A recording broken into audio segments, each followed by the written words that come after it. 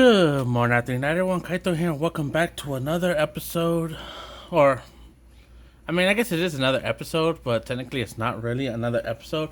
But I'm pretty sure there's going to be in parts as well. But I just finished recording Why I Love Arifareta from Commonplace to World's Strongest. And I was basically just giving a deep explanation about what's going on and why I love it and all this other stuff. So, like I said, I just finished that one yesterday. So now I'm gonna talk about another one of my top threes. And I usually give this explanation every time, but I'm gonna say it again. I have my top three favorite light novels. I can't put my three favorite light novels. I can't put them my favorite light novel, my second favorite, and my third favorite. These are the top threes, and they represent my first, second, and third. They're not in any specific order. So just because I reviewed Arifareta first does not mean I like Arifareta first. Or this one. You could probably see a little bit right here. There's a reason why I got this black book on top of it, and I'll explain it later. But, so this one that I'm about to review, just because I'm reviewing it second does not mean that this is my second favorite. It's just that I started with Arifareta because it's the first one on my bookshelf, because that's just how I had it. And yeah, and this one I got it because it's the second one on top of my bookshelf. I literally have them. It's Arifareta, this one, and my third favorite. Like, they're in a row, and they're in the order of how I got them. I got Arifareta first, this second, and then the other one third. I got other light novels before those, but I don't consider them my top three. I do like almost all the light novels I have, but these are my top three. So, anyways, without further ado, let's explain why this black. It's just it's not. This has no words on it. It's a sketchbook that I actually bought a long time ago, but never used it to sketch. But the reason why it's on top of the books is because the books are a bit kind of dented because they're paperback, not hardcovers. But I just, in the morning before I left for work, I put the books here because I was going to review it, and I put this black book on top of it to kind of weigh them down so they could unbend a little bit. But now looking at it, it doesn't really work fully because one stack is slightly smaller than the other, and if I put the manga on side of it, then it becomes. Anyways, let's remove the book. So that's the reason why the sketchbook was on top of it, was just to kind of flatten it a little bit. Bam. The World's Strongest Rearguard, Labyrinth Country's Novel Seeker. And let's arrange these from first, second, and third.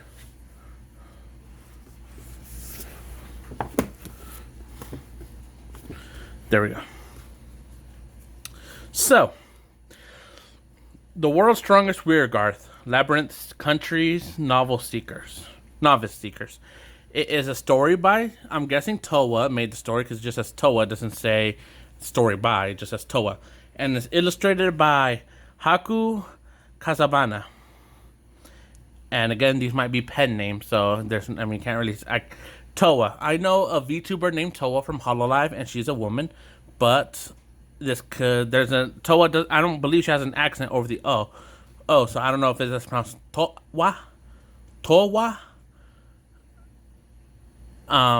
It could be a guy, and it doesn't really matter. It doesn't really matter if the author or artist are male and female. I'm just giving I just usually generally default to him. So if you leave a comment saying Hakua or Kazubana. Kazubana's a woman, and in my reviews I'm calling him a he, or calling them a he. It's not, it's just a general assumption, I guess. And I don't mean nothing bad by it. It's just how I default to it. But getting that out of the way. Okay. Now let's read the back. Corporate slave. I can never pronounce his name. Arihito Atobe. I always call him Atobe because I can't pronounce his last name. Orihito. But I always call him Tobe. Corporate slave Atobe's death in a freak bus accident marks the beginning of his new life as a kind of adventurer called a seeker. Reborn into a fantasy world, he settles into a previously unknown job class, Rearguard, capable of providing his all-female party with critical attacks, defense, and recovery support. and it comes with an additional bonus. Simply being at the back of the party line increases his companions' fondness for him. Freed from the shackles of corporate life, Atobe is eager to start fresh in a new as a newly minted seeker. Okay. And if you're gonna ask, yes, this does have a manga series, and I have it right here. The Rearguard. Oh, wait, I'm sorry. World's Strongest Rearguard. I'm sorry, but story by Toa or Toa, character design by Huka Kazubana, and I'm guessing this art in the manga is made by Rikizo. Rikizo? I hope I pronounced that right. And basically in the back they have chibi forms, and you can say here, once the scariest things to Atobe was his workaholic boss, Kyoka Igarashi. Now his ex-corporate slave face says, now this I hate that when I read fast, because I was reading here, but my mind is already here. So, anyways, now this ex-corporate slave faces a new world where monsters-filled labyrinths are the norm, and teamwork is key to survival.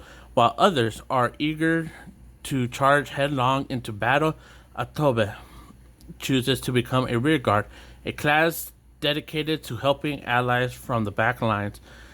This rearguard's gig should be his ticket to avoid repeating his old life, but this opportunity may just shed new light to what it means to support one's partner and work together. Okay, so I like this light novel. This series, I guess you could say. I didn't know to call it novel or to call it series, which is why I kind of hesitated. I'm like, novel or series? I'm just debating in my head, but I guess both could work. But this does have a trope I hate, and I explained it in Alpharetta from Commonplace to World's Strongest. It's a harem. That's not what I hate. I like harems. I myself want to be a harem author. And again, like if you don't know about me, my name's Kaito G. Grayson, or Kaito G. Racing, and I want to be a light novel author. But I don't just want to make a novel and then publish it out there and have no one buy it. Like I would like to have like my own fan base. So what I do is I do a whole bunch of different stuff. I do Yu-Gi-Oh, or not specifically Yu-Gi-Oh, but I do TCG openings, Pokemon, Yu-Gi-Oh, Fire Emblem, and Hololive. And I review, or I want to review. I haven't really started reviewing light novels, and this one I'm just really talking about them in great detail. And among other stuff, I have what I'm mostly uploading now is Kaito Talks, where I just talk about stuff. And also, I do have some recordings of me talking about my works, which I'm in the process of trying to get them edited. So that's why they haven't been uploaded yet. But that's other stuff I do. So that's just a little bit about me.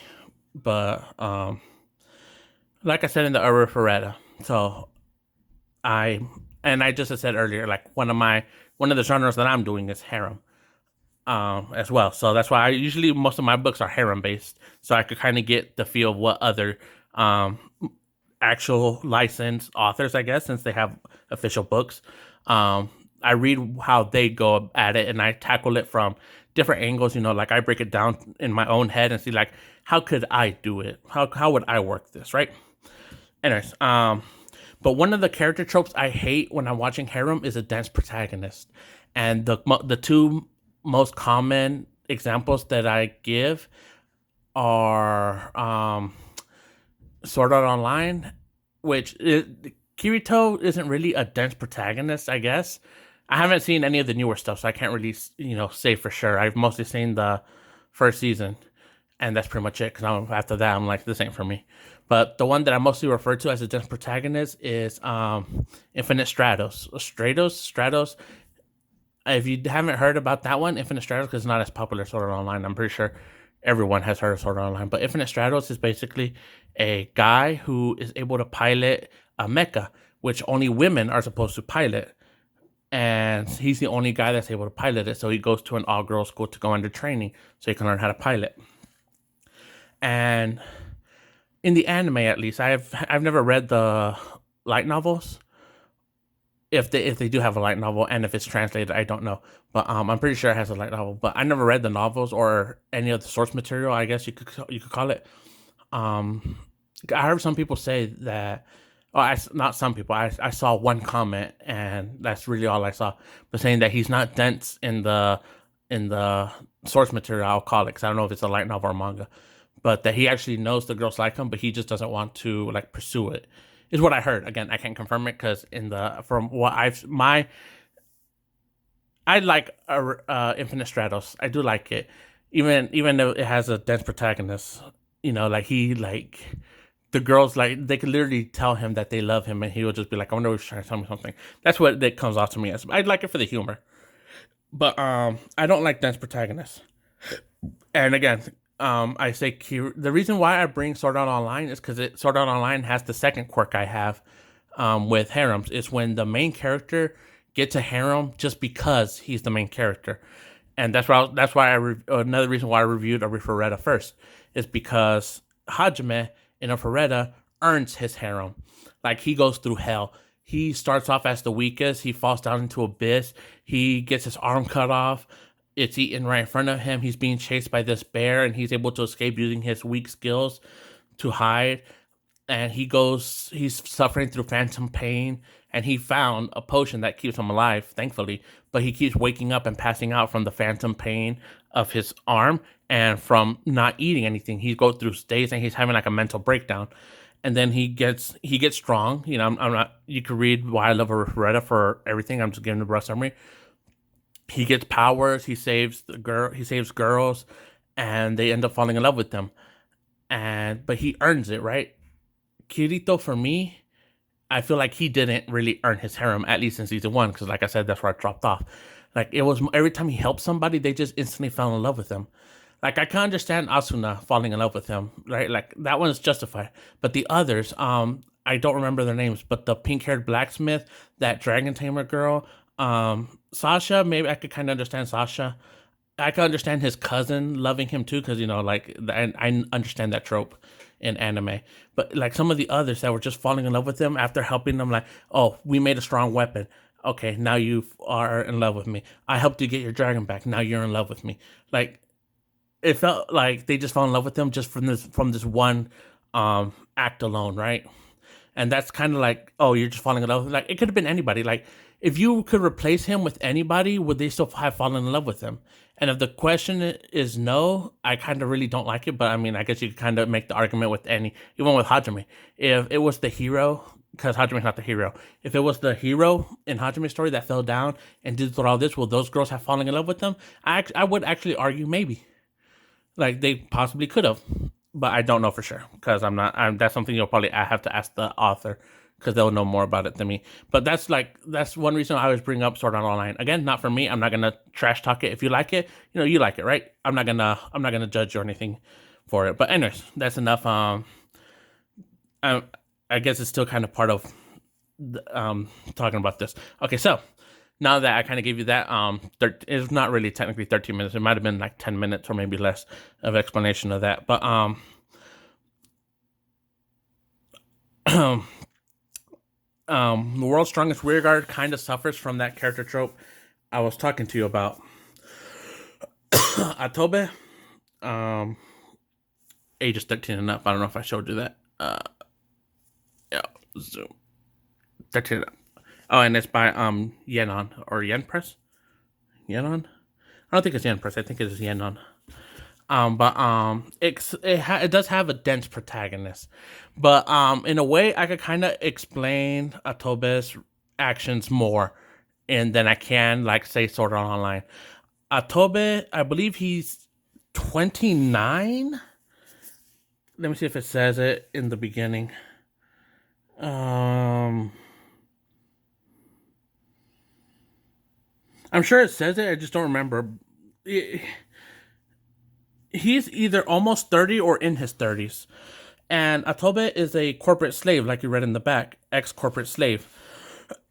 So when he gets incarnated, and when we read in the back of Volume 1, it says his party's all female.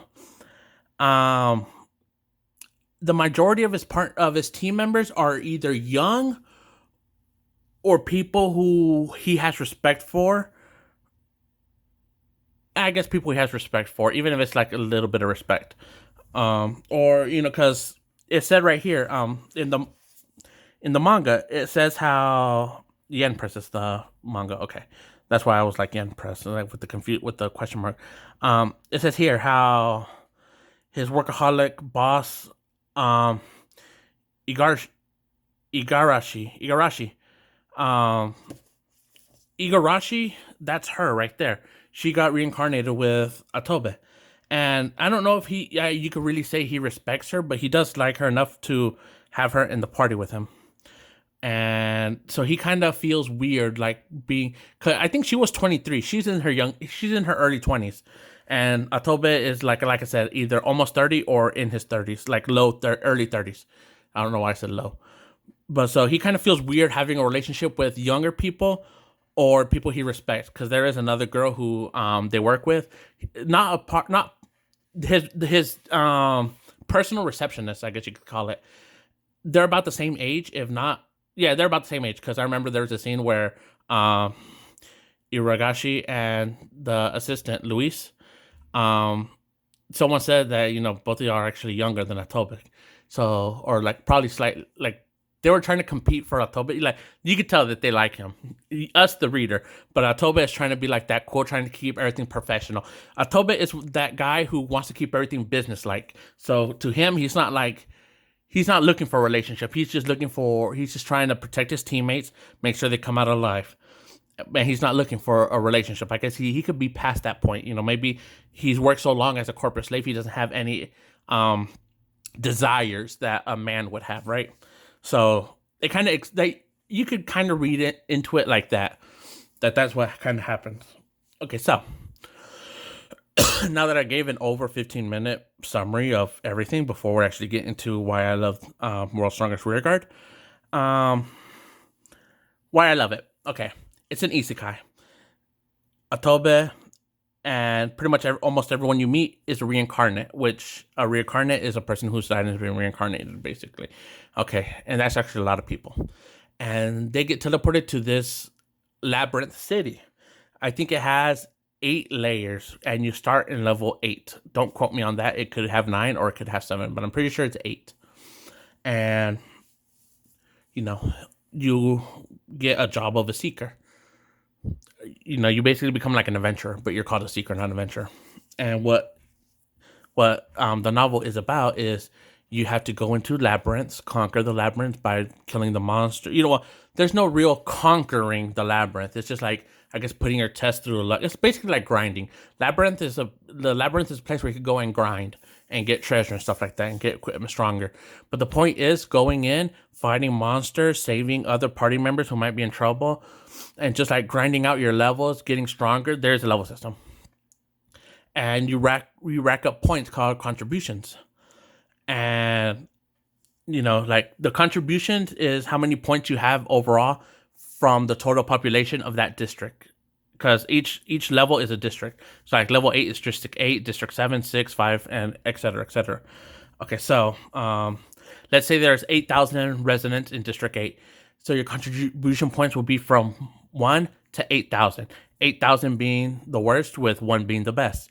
And depending on your contribution, your rank, you're also given a rank in that thing, and the higher your rank, it'll tell you also like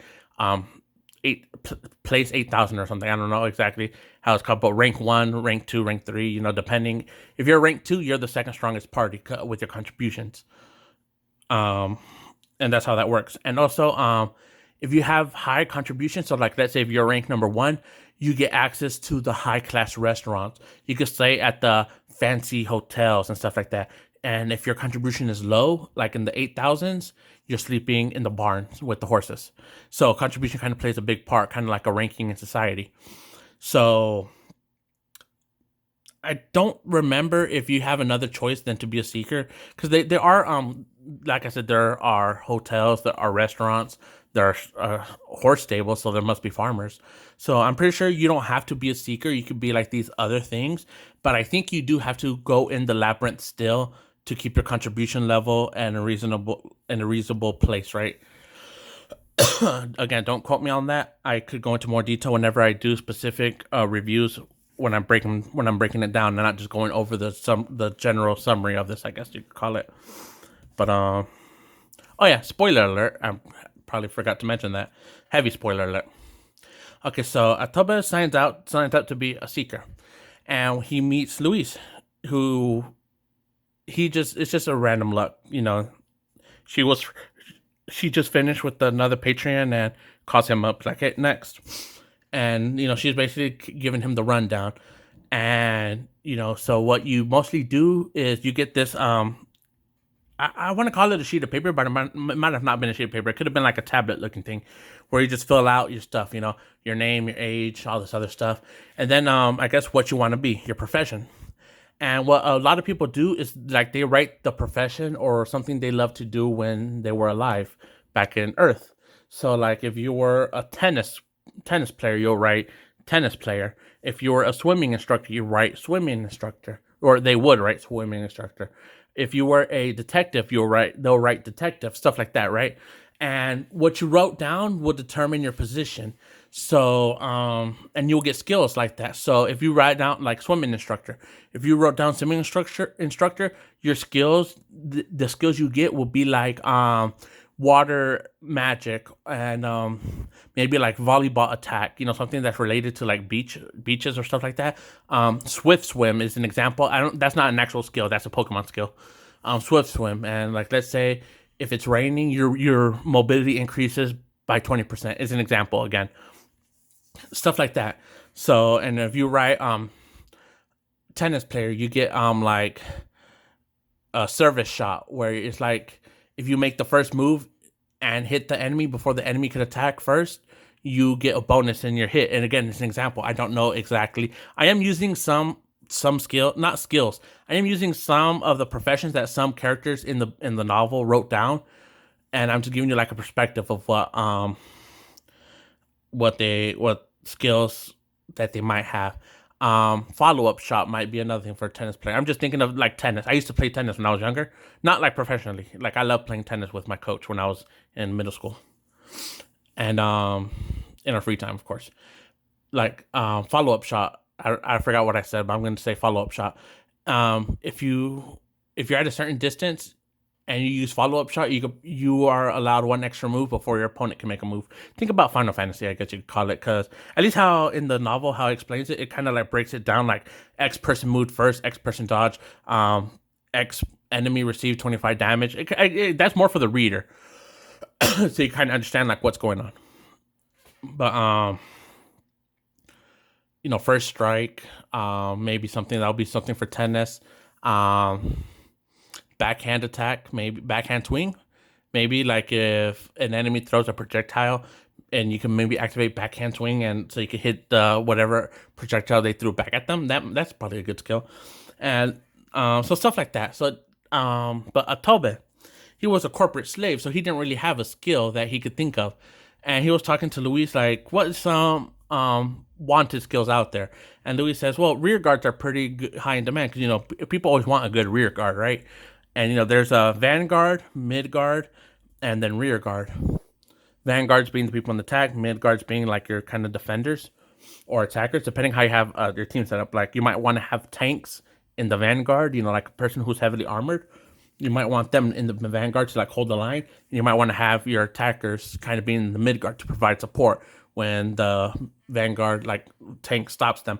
And then you want your rear guards to kind of like where you want your archers, maybe your healers and stuff like that.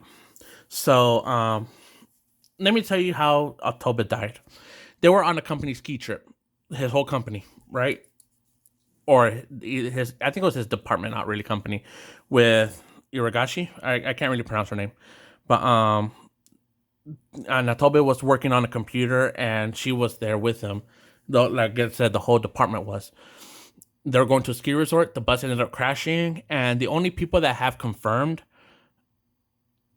to have been on that same bus is Atobe and Iragashi, and I believe two other girls who I'll get into later. I think those four are the ones who have been confirmed to have died on the bus at least. I don't know. There might have been more, and I just can't remember it. But So when Atobe goes to sign up, he meets Iragashi, and they talk, saying, "Oh, like, well, we died," and they just get like have a little chat. And Iragashi brings up what made like she kind of hints at wanting to work together, but Atobe kind of like doesn't really get that hint, and he cuts her off. And he's like, yeah, like maybe if we both get good parties, maybe we could team up in the future.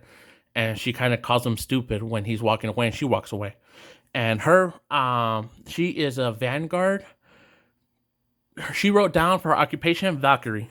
That's what she wrote down in her occupation. So Toba talks to Luis, and she, like I said, he gets suggestion for rearguard. Well, he can't think of anything for rearguard, so he just literally writes down the word rearguard. That's what he wrote down, and he got a whole bunch of weird symbols, and he couldn't make out what it was. So he asked Luis, like, "Hey, what does This is Luis. Yes, Booba. He asked her, well, what does this mean?" And she's like, "Oh, okay, I'll explain it to you." She looks at it. She's like, "Okay, I have no idea what'd you write down?" She said, and he's like, "I don't know. I just wrote down rearguard and it said this." And then she's like, "All right, don't tell nobody what you did or what happened, like, until we figure this out." But he gets the green light to go explore a labyrinth. And because Luis couldn't really help him, she gives him some mercenary stickers. Or not stickers, what was it called? Tickets. Mercenary tickets. So what that does is he could allow, again, because he's a rear guard and he can't really form a party because he doesn't even know what position or what he has, like what's his position, I guess you call it, his occupation. He doesn't even know. So he needs a vanguard. So that's why Luis gave him mercenary stickers to go rent a mercenary for a day, so he can have something to attack because he has no attacking skills. Atobe, let's see if I can find his. Okay, here we go. Skills available. Defense support 1. Reduces injuries from party members in front by 10 points. Attack support 1. Adds 10 injury points to attacks made by party members in front. Recovery support 1. Restores 5 vitality points every 30 seconds for a party member in front. And then rear view. Uses 5 magic points to extend your vision to cover your rear for a set period of time. Remaining skill points 2. And all these skill points cost 1. So he can only get 2 of these. So he has no attacking skills, basically. So that's why he gets a mercenary. And when he goes to get a mercenary, he meets Thresia. I think that's her name, how you pronounce her name. Thresia. But she is a lizard demi-human. And Luis also told him something. She said, "You died once in your original world and came here. In this world, if you die again, there is a small percent chance you will be turned into a demi-human. But if you don't get that small percent chance, you will die forever. So be careful." So Thresia is a demi-human. So she has died before and was turned into a demi-human. Basically, demi-humans follow the orders of people. They don't really fight for their own, and they just wander off and they just do their own thing. They don't really shop or anything. So they're useful mercenaries, They're good for hiring. Tell them, "Hey, go attack something." Or go attack this person. They'll usually listen and go attack it. And so that's who Tobe hired. And they go into the dungeon, and yeah. I'm about to end this, and because I do want to start off. Originally I wanted to start off talking more about what it is, but I got to give some backstory first. So once it hits 30 minutes, which is less than a minute, I'll end it, and then I'll start off with how I'm gonna end this. But anyways, you start off in an MMORPG. Okay, what's the first enemies you probably encounter? Rats, slimes, maybe goblins, depending on the MMORPG. But, like rats, giant rats, like I said, goblins, slimes, stuff like that, right? And you think, all right, we'll grind out for, or you'll probably grind to level 5 and then move on, right? Now that's how I used to play MMORPGs. Is I'll usually grind with the weaker enemies until level 5, and then start advancing slowly. And then once I hit like something that's about my same level, depending on how hard I'm struggling, I'll either grind there or keep advancing until I start struggling. But if your life's on the line, I probably won't do that. I'll probably stay about 2 levels under. Again, me personally. And I already reached the 30-minute mark, but I'm gonna keep going. But the first enemy Atomic encounters are rats. Not giant rats, little furball rats. They're like this big. And I am exaggerating a little bit. They're like this big. And they're like a cotton ball. And they have the head of a rat. And going in this, when you first start reading, you think, oh, okay, rats. That's not a enemy, a hard enemy, right? Like this, it's gonna be a good one of those adventures. One of those adventures where you kind of grow a party, you get a party, and then you start leveling up with your party and have a good time, right? And it's a fun adventure. You think, nope, it's not a fun and adventurous story. I mean, well, it is, but Atobe learned the harsh reality real quick. He is not in a simple MMORPG like you will play regular. He is, well, one, he's not really in an MMO because it's real life. I don't want to. Well, the game I'm about to compare it to is not an MMO. I mean, I think they have an MMO version, but the one specific game I'm going to quote is not an MMO. It's just an RPG game. Elden Rings. Well, the best way to explain the world's strongest Rearguard Labyrinth countries novice seeker. I think I said county last time. I don't know why I said county when there's an R in it. Labyrinth countries novice seeker is like if you were playing Elden Rings as an MMO RPG. That's how I'm gonna end this video, and that's how I'm gonna start off go into more detail and exactly how this world is like an Elden Rings MMO RPG. Peace. Love you. Please leave a like and comment and subscribe. And bye.